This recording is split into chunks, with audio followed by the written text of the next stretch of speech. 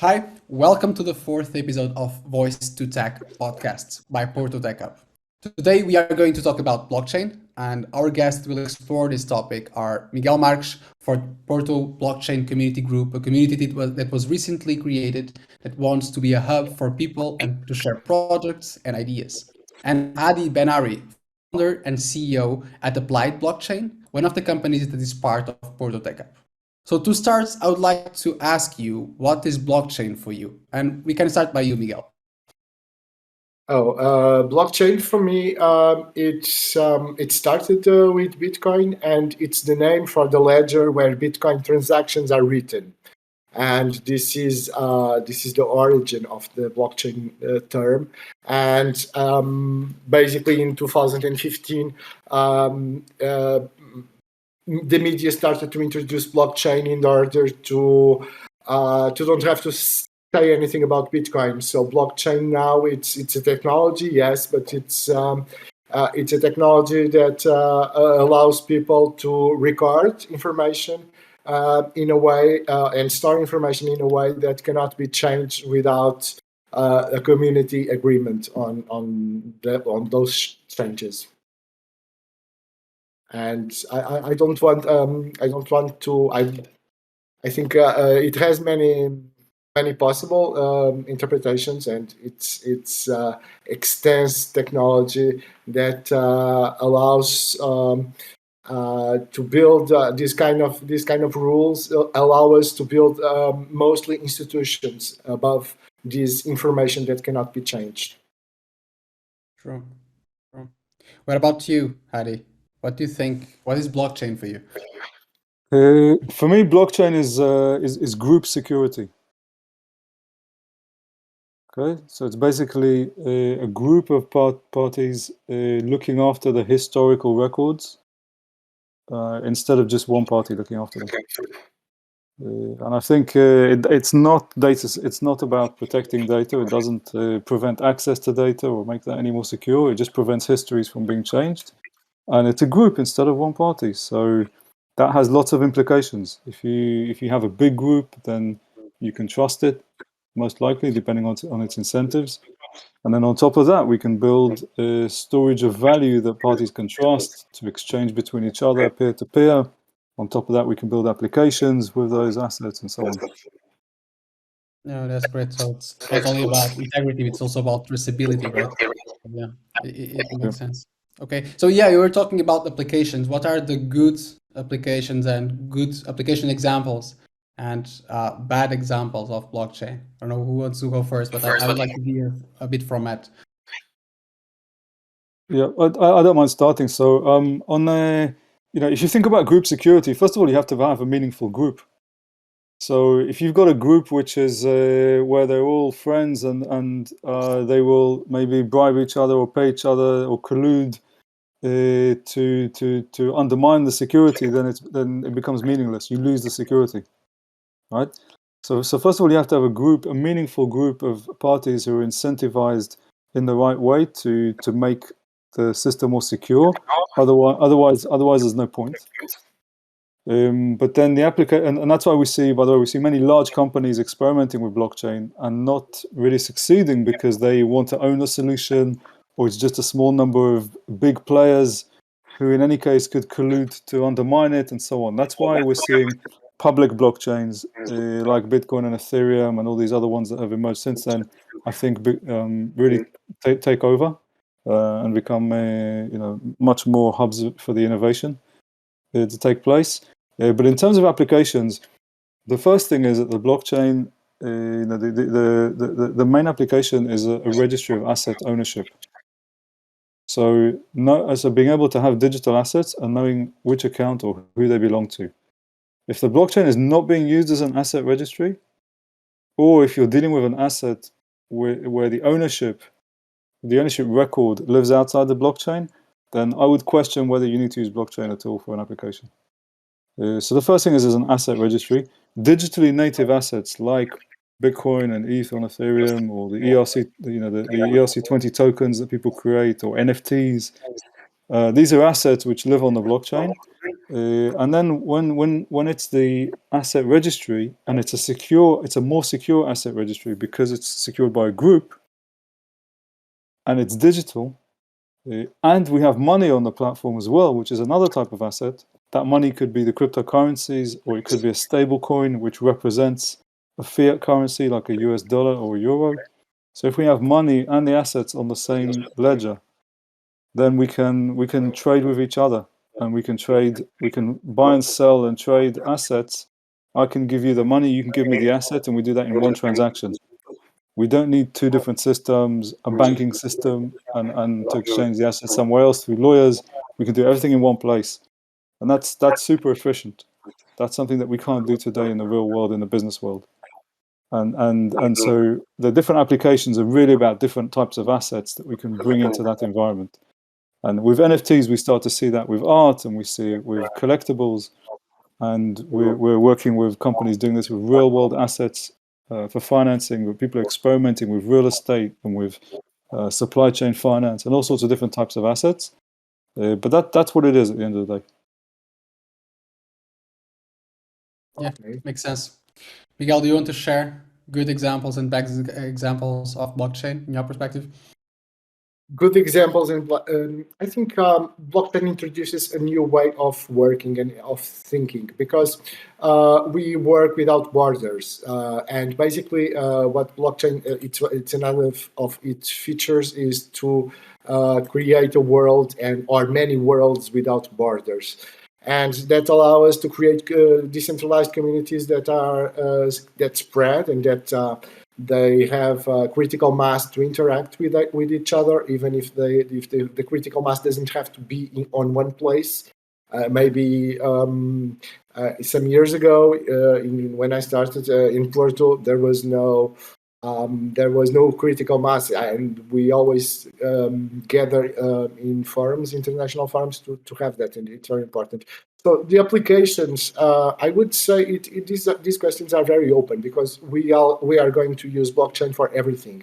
We're just starting with layers, and the first layer, it's financial applications that started in 2016, 17, but mostly 2018, and then we had NFTs that starting to decentralize the art market, and we'll have many other features just inside of NFTs that we are now used to see as for digital art. We are going to see NFTs also as keys to open locks, to open doors. So we are going to put a lot of information that it's unique information stored in NFTs.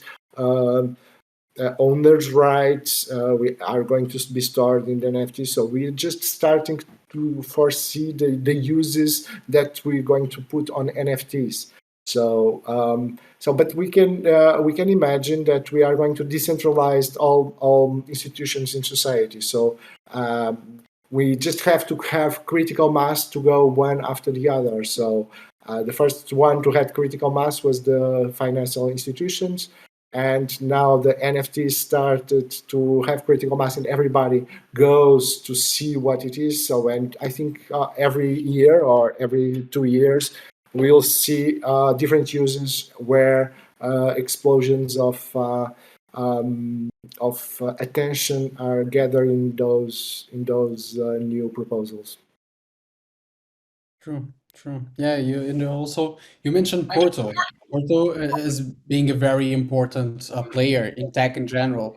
What is happening in Porto about blockchain? How is this technology evolving in our ecosystem? I don't know, Miguel, you can start.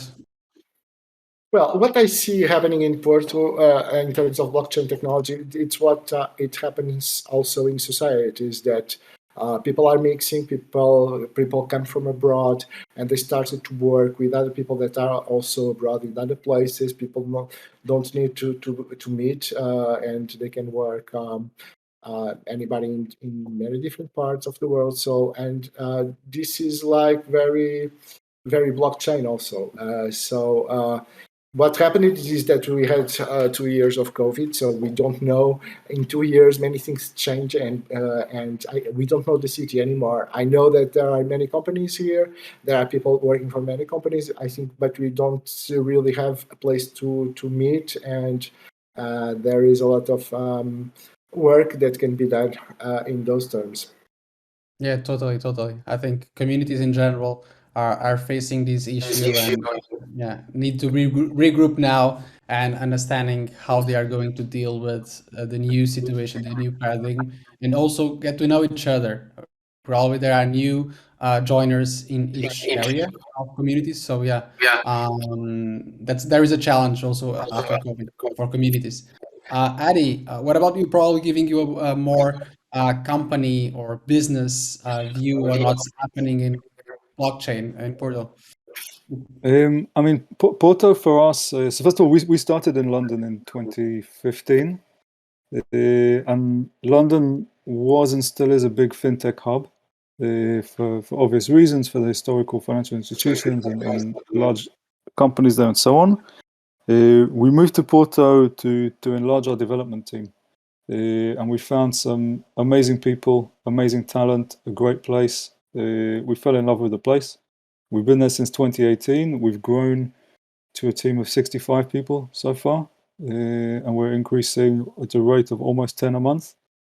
So we're growing very quickly, in particular in and around Porto. That's where our office is as well. So we find Porto has some great talent and a great place for us to build a company. So I think with that, like all the technology adoption and industry that's happening in Portugal, it's growing very fast in Portugal and in Porto in particular. I think this is just part of it. Yeah, and what is your role also as a company? Are you kind of giving training about blockchain to these new joiners, or are they already aware of what is blockchain and they already know how to use it? Is kind of No, are you like teaching yeah, or just we've almost never hired people with blockchain experience. okay. So we've been in the space since 2015, building applications, and so we like to find good problem solvers, people with maybe a bit of a hacker type mentality, so people who can jump onto problems, can learn very quickly, can adapt, have some really good core skills.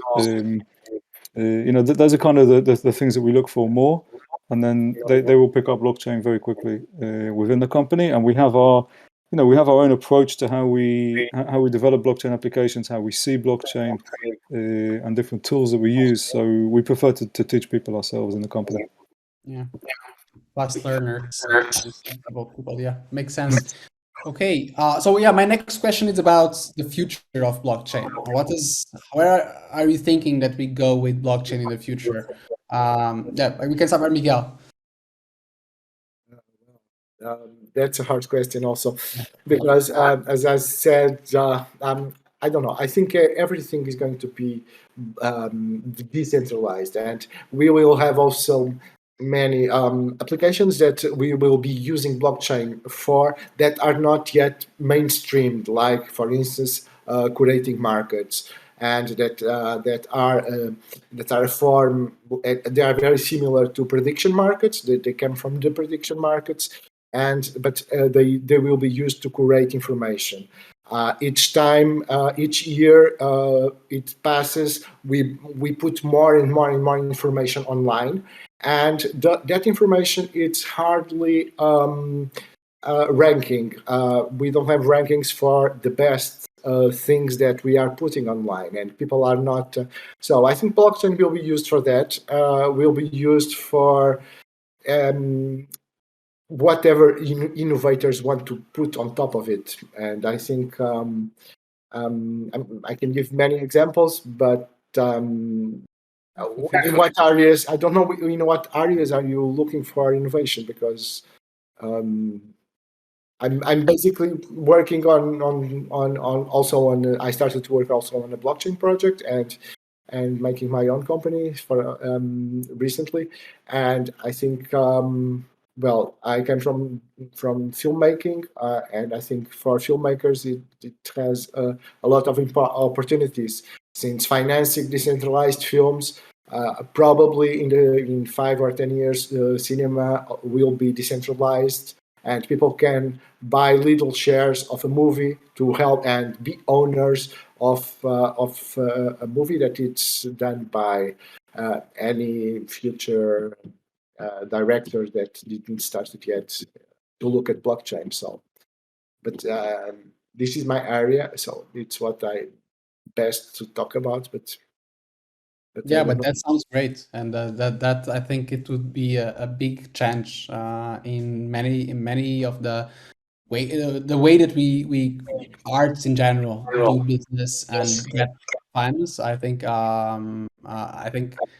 yeah, blockchain could help with that, and then these kind of projects are pretty amazing. So yeah, thank you for sharing.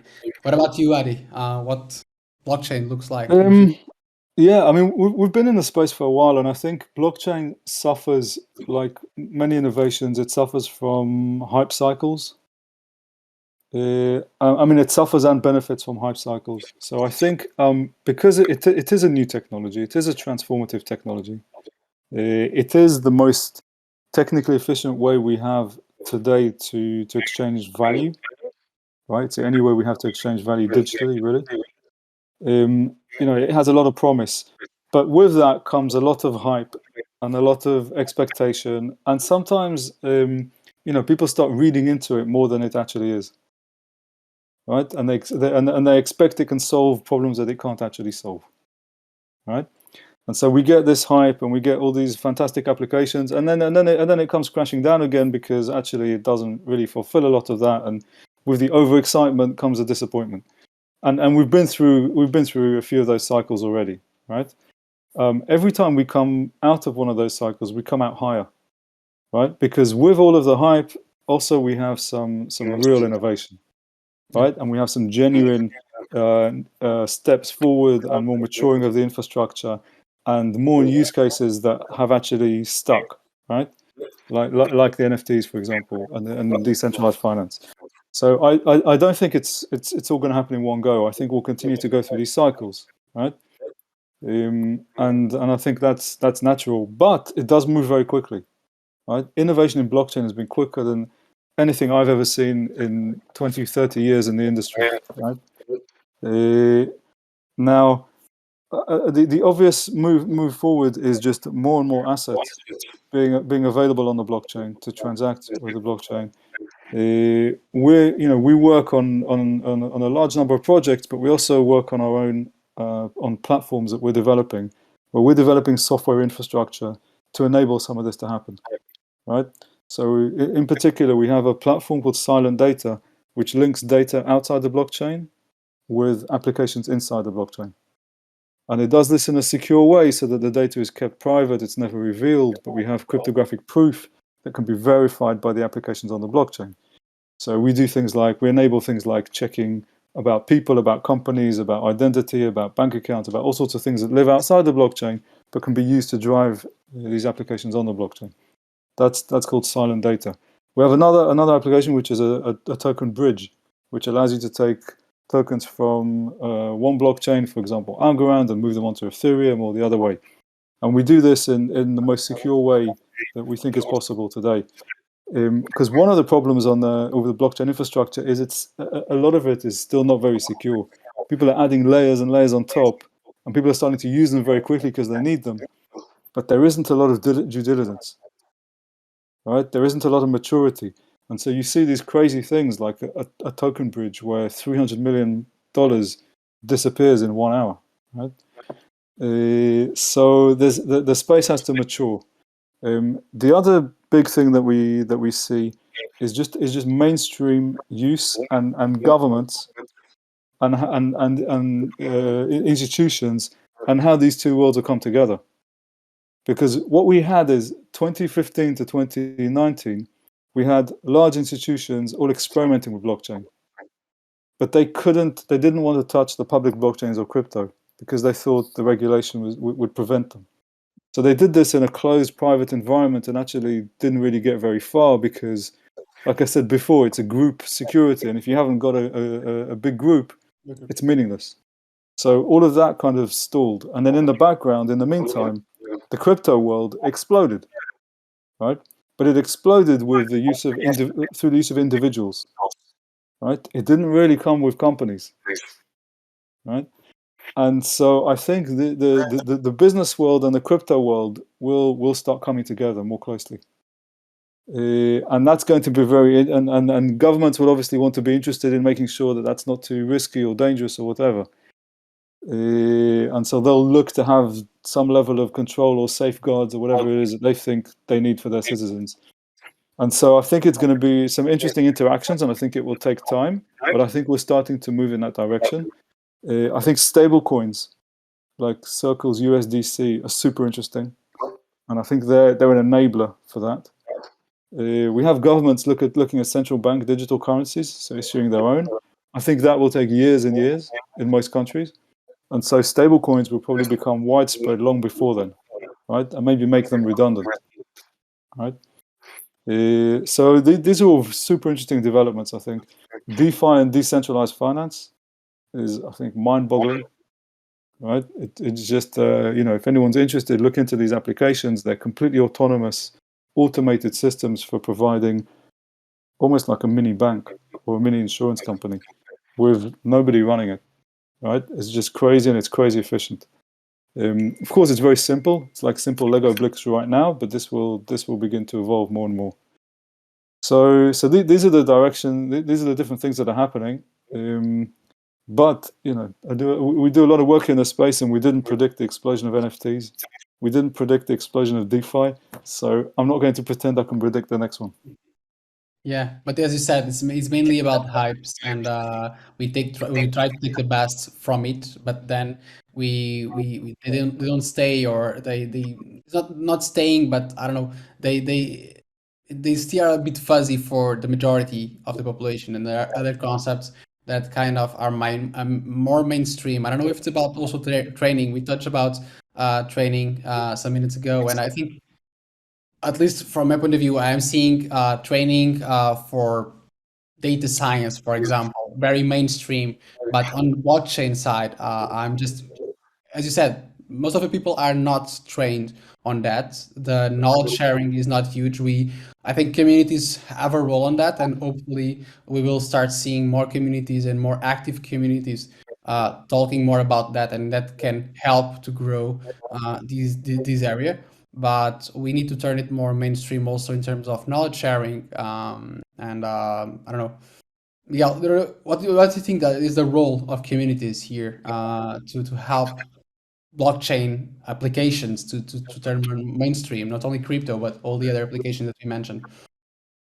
I think communities will be the next big hype, because now we have governance tools. And we have governance tools in Polkadot and Kusama, for instance, where when you set up a blockchain, these governance tools are like modules that come along, and you have a common treasury. And people can start to interact.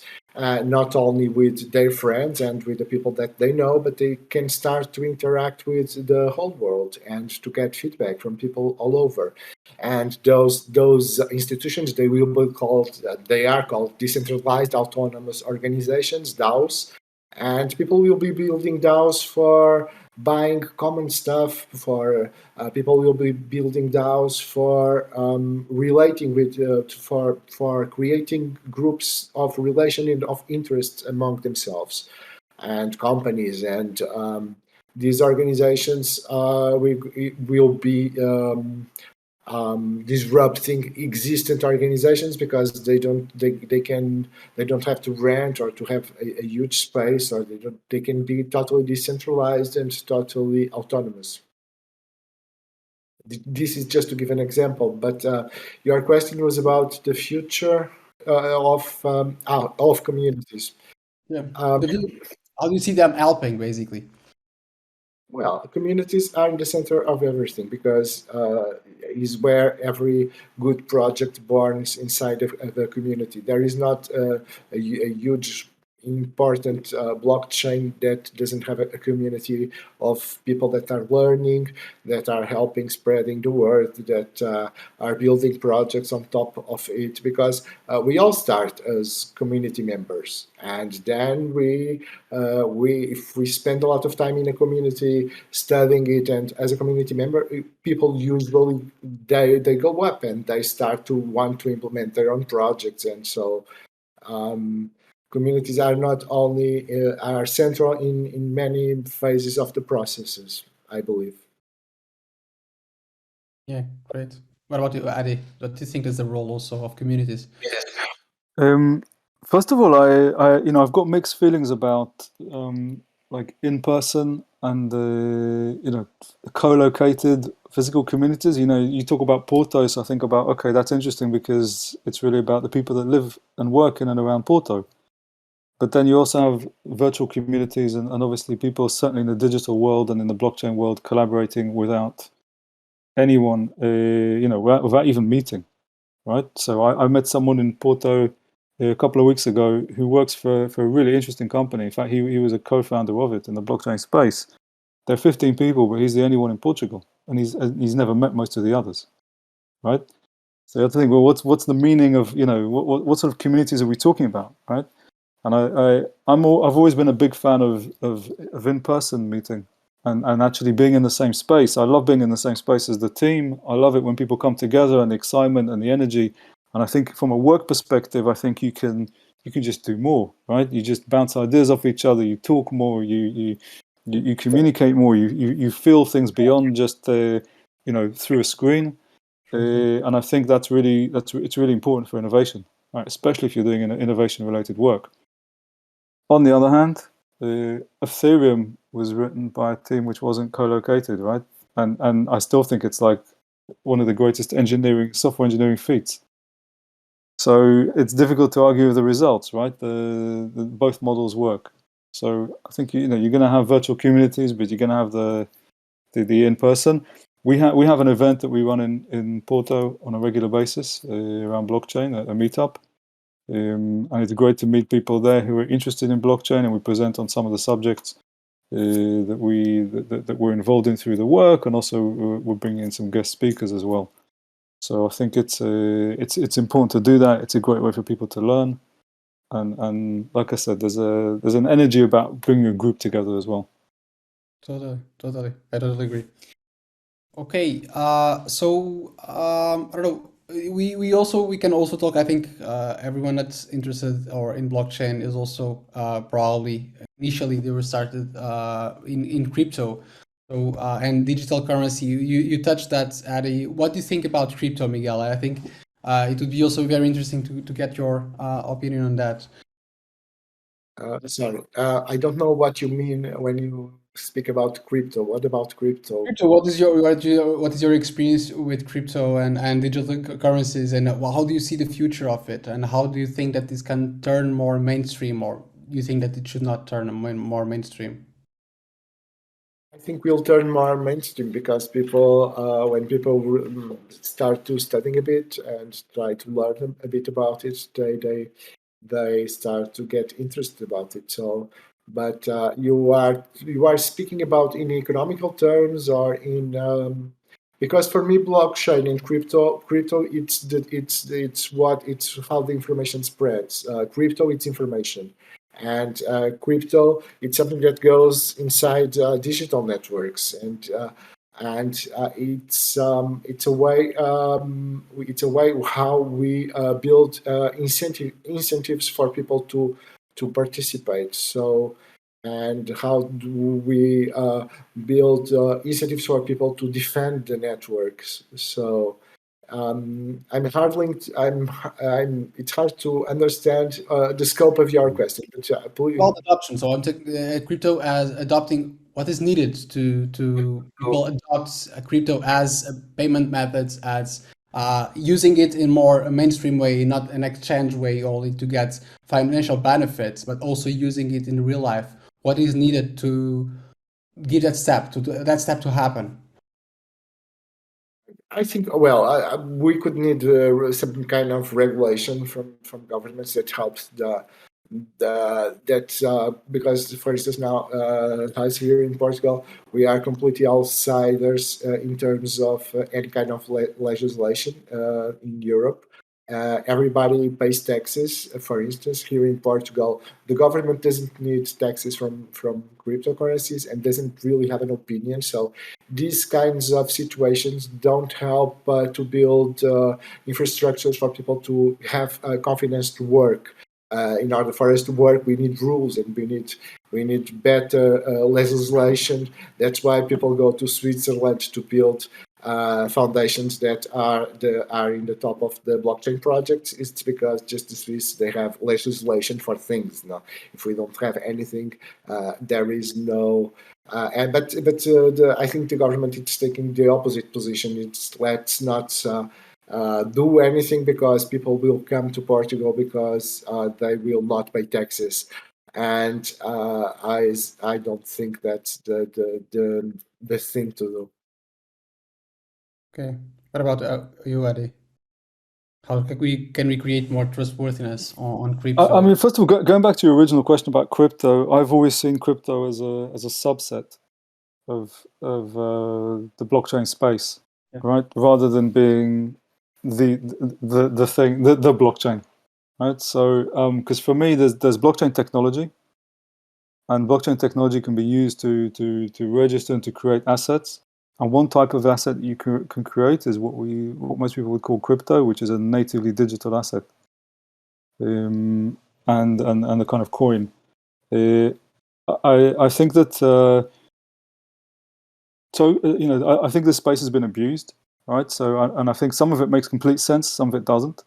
So things like Bitcoin and Ethereum and the tokens that are used to power networks. So I kind of see them as outsourced infrastructure. Right? You're basically, instead of paying Amazon to host your application, you're paying 6,000 Ethereum node operators to host your application, right? And so actually the safest way to pay them is to pay them through the native cryptocurrency. And so it has a built-in mechanism for incentives and collecting fees and so on. So I think it's genius, right? That's obviously how Bitcoin works. And I think that makes complete sense. On the other hand, people have just created lots of projects, lots of coins. They've used the coins many times just to fundraise, rather than because they're actually a fundamental requirement or need in the way the application works. And that for me doesn't make a lot of sense, right? That's not really what it's about, right? I think if you need a token, then you need a token, right? And the token is really the only way or the best way to solve decentralization problems. But if you're just writing an application that doesn't really need a token, and you're just using it in order to get money, in order to pay your developers, then I'm not sure it's really necessarily the best way to do it. But also, it just needs to be completely transparent, because there's a lot of blurred lines here. People just see blockchain, they think it's growing, they want to, they saw money go up over here, so they want to put money over there. There's a lot of nonsense. I think some of the biggest projects in the space, some of the highest valued coins, and you can quote me on this, have nothing behind them, no technology, nothing. Right? It's just hype. And others, I think, are genius and will be world changing, and may become potentially thousands of times bigger than they are today. Right? So it's very, very difficult to understand. Where's the nonsense and where's the real value, and what will come through and so on. So this is also when I talk about stablecoins. Like, stablecoins are not interesting for crypto investors because it's not a token that's going to go up, right? It stays the same price. But actually, you can use it to achieve, or relative to our government issued fiat currencies. But actually, you can use it to get most of the efficiencies that you would otherwise get with blockchain. So is that interesting? Is it not interesting? Right? Is it, it depends what you're in it for, right? But it could set an example. If we have a stable coin and regulated one, it could set an example, create this trustworthiness that sometimes is missing by these bad applications or by these if we want to have peer-to-peer payments without banks, if we want to be able to onboard people in other countries or that find it hard to get bank accounts. If we want to build automated logic on top of money, we want digital money where we can programmatic money. We can have that with a stablecoin as well, right? It doesn't need to be some other token that somebody invents, right? But for example, the tokens that power the blockchains themselves, they make sense, right? They're the only way to solve that problem, really, right? If you want to actually decentralize infrastructure, then any other way would probably be more exposed to corruption and to undermining the security. So they make sense, completely make sense in some areas, maybe make less sense in others. But I think we're all learning, we're all experimenting. So it's still it's still very much work in progress, I think. Great. I have just one last topic that is, I think it's very interesting also to me. That's NFTs. That was something that popped up in the last year or two. I don't know, and that is that is being a very interesting space to be in and to see its evolutions. Miguel, you are also in this art space. Where do you think that is going? So, how do you think that NFTs or any similar technology related with blockchain in arts is going to evolve, and what's going to be the future of it? Do you think that it's going to continue this path of growing? And what are the other applications that you see related with NFTs and arts in general on the blockchain? Well, that's a big question. Well, people are building metaverses inside NFTs already, because you can grab one NFT, you can put it one on top of the other, and build worlds just like that. And so that's what some Polkadot technologies of NFTs are making now. And this is inside art. I think will be used for distribution of films and music, of course, and which will be used also to where you have a reference of intellectual property inside, and you can sell intellectual property as an NFT. And an NFT basically it's also can be used as a proof of something. If you have an NFT in your wallet, you can prove prove your identity through an NFT probably. But in art terms, NFTs will be much bigger than than just the uses on art, because they can as unique objects. They can be used to unique. Where in all the aspects that we need unique objects for keys, for instance, every car key, every locker, everything will be an NFT. So it's a huge extensive set of utilizations that will be used for. Great. What about you, Adi? Do you have any? Do you already have any contact with arts in applied blockchain? Yeah. We've built some really interesting marketplaces. We built one for one of the top artists in the world, one of the top physical painting artists, modern artists, who was one of the first to experiment in NFTs. And has really had one of the most successful set of launches and campaigns and so on. So we've been involved in some big NFT work. We've also built and launched a digital art platform with some of the top digital artists as well. And that's the platform is growing and growing. And on top of that, we have lots of different NFT art and music and different types of creative industries that we work with. NFTs which are created autonomously on the blockchain, and artists experimenting with lots of different variations and so on. I think the NFTs really bring two things. One is they bring liquidity, so people can just buy and sell and trade these things instantly with anyone in the world, and that's something that wasn't there before in the art world. Right, the art world was very slow. It was very physical. It was, you just didn't have this movement. The artist that we work with, he would sell, or whose projects we worked on, he would sell his paintings. He could do a sale of a few thousand prints, if you like, and get $20 million in a week for those sales, but that would be it. Now the same artist has now collected $100 million in sales, right, of which he gets a percentage in the weeks that followed, right? So there's repeating revenue for the people creating the content, which wasn't there before, and that's possible through the liquidity, right? Through the fact that everybody can exchange and swap and trade these things instantly on the blockchain around the world, right? With very little friction. The other thing we see is NFTs for finance, for decentralized finance. Like, these are two technologies coming together. Present your NFT; it has proven value on the blockchain. Therefore, you can use it as collateral, and someone will let you borrow against it, right? And you can get insurance for it, and so on. So all of the financial automated autonomous financial products then plug into the NFTs. So this is super interesting. We're working in particular with real world assets and turning those into NFTs. So I think a lot, obviously, huge potential and a huge amount of exploration and work going on, and we're involved in some of that ourselves. But the other thing I would say is there's still huge gaps. We find it very difficult to understand if an NFT really came from the artist. Right? Is it real? There's been a crazy amount of fraud in the NFT world. Right? How do you know the NFT is real? Just because it's technically unique. There can be 5 technically unique that look the same.